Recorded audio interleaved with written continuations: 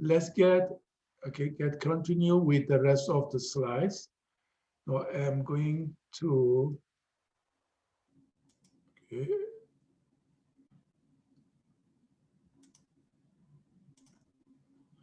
Okay, there are several problems regarding the phlebotomy. And the first one, refusal by the patient to have blood drawn, nothing to do, okay? And then difficulties obtaining a specimen because the bore of the needle is against the wall, as you see in these pictures, okay? The wall of the vein, or is going to through the vein, okay? As you see here, the needle is going to through the vein, okay? Just behind the vein, right? And sometimes movement of the vein, especially in older patients, in patients with atherosclerosis, the vein is moved so quick, okay? You are not able to stable it, okay? And sudden movement of the patients or the phlebotomies that cause the needle to come out from arm prematurely, that may be also other problems. And needle angles that result in missing of the vein, okay? If you use the wrong angles, okay, and that may be one of the problems, okay? As you see, the angles of the needles here is supposed to be 45 degrees, okay? And the bevel of the needle should be facing up, okay? And problems with the collapse of the vein, we see such conditions in a terminal patients or a patient with has a low volume of the blood. It is maybe a problem to get in the vein.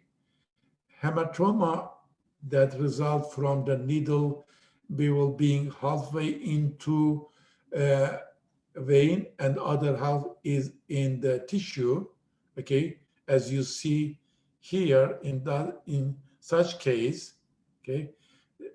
And the blood come out into out of the vessels and collected in the tissue, which we call hematoma, okay?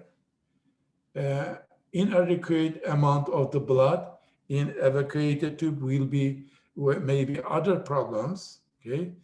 And fainting or illness subsequent to the venipuncture is other problems that we may facing during blood collection. Okay, there are some complications of the withdrawing of the blood, and loss of consciousness, nausea, vomiting, maybe vascular complications. This is a most common vascular complications is bleeding and hematoma, as you see here, okay, which we call ecchymos. This is due to the bleeding, okay, and infections. The second most common complication of venipuncture is infection. Okay, anemia, other kind of the phlebotomy complication, which we also call iatrogenic anemia or nosocomial anemia or physician-induced anemia. These are anemia due to the frequent phlebotomy, or if you withdraw blood frequently during in the from the inpatient um, uh, and this may be cause anemia. Okay, especially in children's. Okay, they have low amount of the bloods, and in patient clinics, and you are going to withdraw bloods maybe twice, uh, uh, 3 times, 4 times a day, and for several tests, and then maybe you cause anemia in such cases. If you damage the neurons during the phlebotomy, maybe a neurologic complications, and also in some cases cardiovascular complications such as orthostatic hypotension, syncope, shock, or cardiac arrest may be is a kind of cardiovascular complication. In some cases, maybe you may cause dermatology complications such as wound at the area of the phlebotomy. Okay, these are the steps of venipuncture procedure. Initiation of the procedure, introduce yourselves, and then identify the patient, selection of an appropriate sites and vessels, preparation of the venipuncture sites to cleanse the site of the venipuncture, performing the venipuncture, and termination of the procedure as we saw in the YouTube videos. Okay, now as you see here, these are normal test tubes. Okay, serum, okay, and then here you see the precipitants or the clotting. Okay, a part of the blood cells, mainly erythrocytes, right? And hemolyzed serum, okay, which we call hemolytic, okay, is, as you see, a red-pink appearance of the serum can be caused by lysis of the red blood cells, and this serum is known as hemolyzed serum. Okay, due to the lysis of the erythrocyte, damage of the erythrocytes, and the hemoglobin come out into the serum and give a red pinky appearance. Okay, a dark yellow appearance, as you see here, of the serum can be caused by elevated bilirubin. Okay, we call icteric serum. This is due to the jaundice. Okay, in the jaundice patients, if you have about 2 milligram per deciliter of the bilirubin, okay, which is known jaundice, and the serum of such patients will be dark yellow, and we call icteric serum.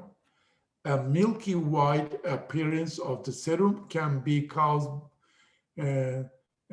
presence of the lipids, triglycerides, and we call lipemic serums. Okay, if you take a look with your neck eyes, visually you will see either is okay. So what's the difference between the normal and the lymphemic? Say again? What's the difference between the normal and the lymphemic? Lipemic, okay. This lipemic is a milky white appearance, okay, you may don't see now in these pictures, but this is more whitish than the first one. Okay, you will see a milk-like serums. Okay, because of the lipids, triglycerides. Okay, if you have a triglycerides levels above 500 milligrams, 600 or 1000 milligram deciliters, if you collect the blood of hyperlipidemic patients and let them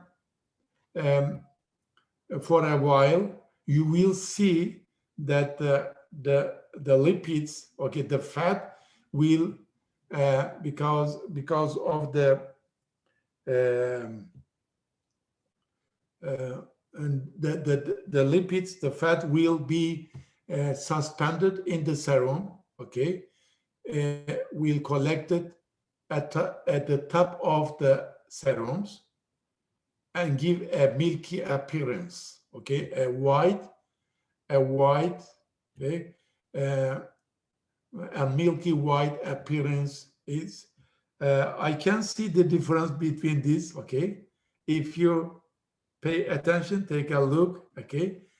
This is, and it's yellowish, okay, clear serum, but this is a blurry, okay, a milk white appearance of the serums, okay.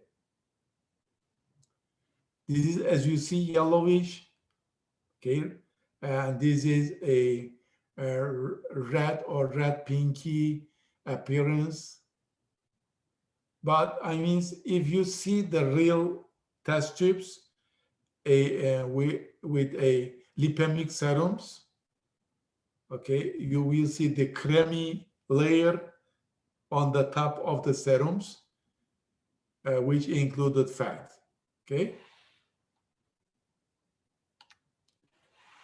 Okay, now capillary blood collection, the second source of the blood collection.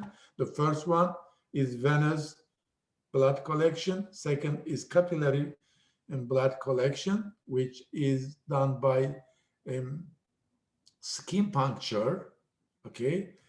If you need a small amount of the blood, only one drop, okay, you may use a capillary blood collection. Okay, in some cases, especially in babies, or you want take a lot of bloods to cause anemia, and you may prefer to withdraw with a capillary blood source. Okay, and since this is the capillary blood collections, okay, is inaccurate. However, in some cases, you have to choose to withdraw a blood via capillary way. And if high accuracy is needed, you have to collect and analyze venous blood instead of the capillary bloods. In such cases, we prefer to choose capillary blood collections. If you, measure a glucose daily, okay, it is really hard to withdraw blood from your veins, and therefore the capillary blood collection may be more comfortable. Okay, as you see, okay, there are two sides of the capillary blood collections. You can use either finger, okay, in adult patients, or heel in the babies, okay, in order to get a venous blood. Okay. Okay, how you can take a blood after the first drop is wiped away from the finger or heel puncture, the glass slide or capillary tubes is touched to the second drop to take a blood. I am going to show you with a short videos just in a few minutes. Okay, this is a collecting of micro specimens, okay, small amount of the specimen via micro container. Okay, these are two kind of the container because they are we are using such container to take a tiny amount of the blood. Therefore, they call micro container, okay, or capillary tubes. This is a capillary tubes. This is a micro container, okay. You see a big tubes, but there is a small tiny tubes in it, okay, which allow us to withdraw a low level of the blood. Okay, now let's see how we collect a capillary blood.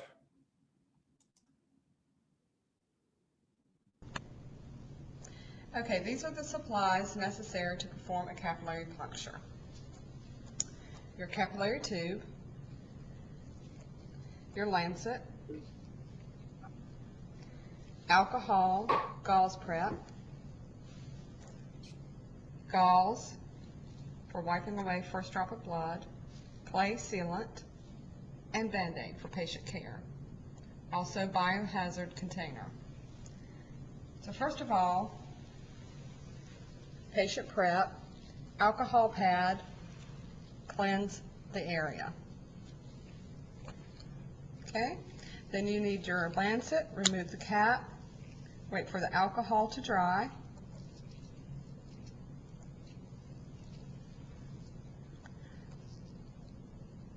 Place the lancet, the side of the finger, perpendicular to fingerprint, press, dispose of lancet into biohazard container, wipe away first drop of blood. Okay, squeeze the finger and the capillary action begins to fill the tube. You fill the tube completely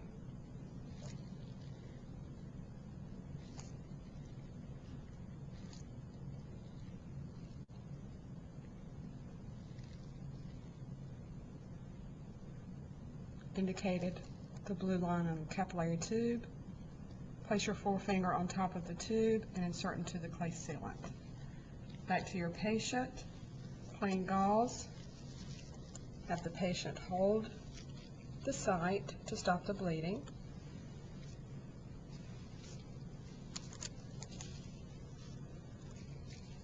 Check the patient for bleeding, remove the gauze, and apply a Band-Aid.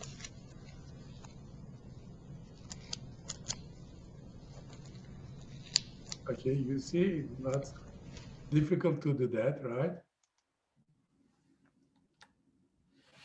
Okay, now for neonatal screening programs, okay, is a most common programs countrywide, and for neonatal screening, we collect a blood from heel by heel puncture, and we are going to use lateral or medial edge of the heel.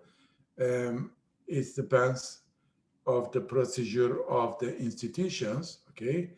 And the specimen is collected on the filter paper, as you see, okay? And then sent to the approved testing laboratory for analysis, okay? For some kind of genetic analysis or let's say a rare advanced analysis. Okay. Okay, we also use the capillary or peripheral blood collection for the testing at the bedsides, which we call point of care testings, or the test that you are performing home. Okay, if you as you see, the most commonly use it for glucose testing. Okay, it is more comfortable to use this way to measure the blood glucose daily. However, it is not accurate as the analysis we are doing in the lab. But since we are doing we're measuring the blood glucose levels daily, it is most comfortable to use capillary way and to withdraw the blood drop. Okay, for the capillary blood collections, okay, we need supplies and equipments, as I showed you, and select a appropriate site, prepare of the site of the puncture, and then puncturing the skin in order to get a drop of blood. Okay, you see here the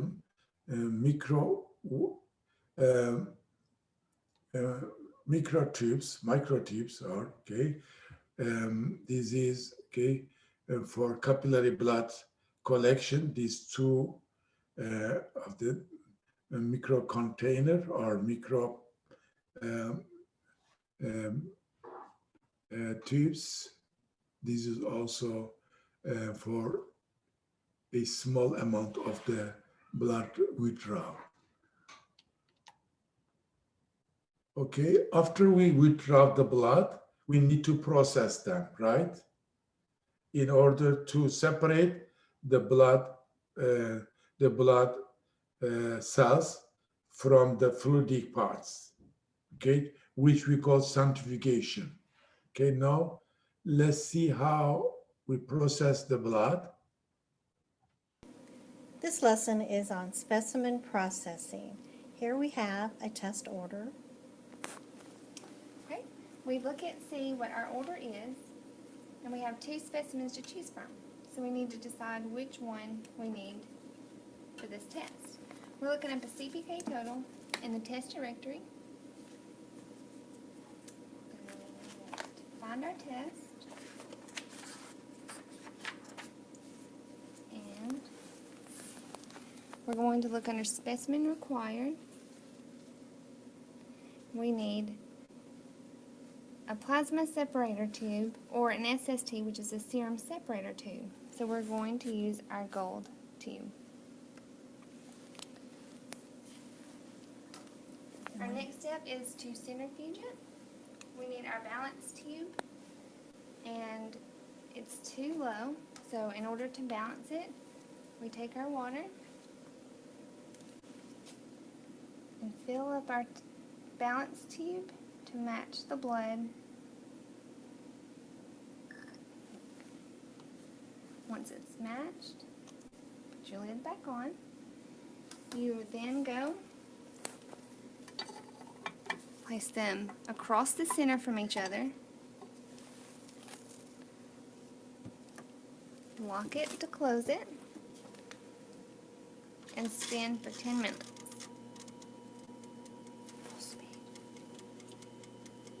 At full speed for 10 minutes.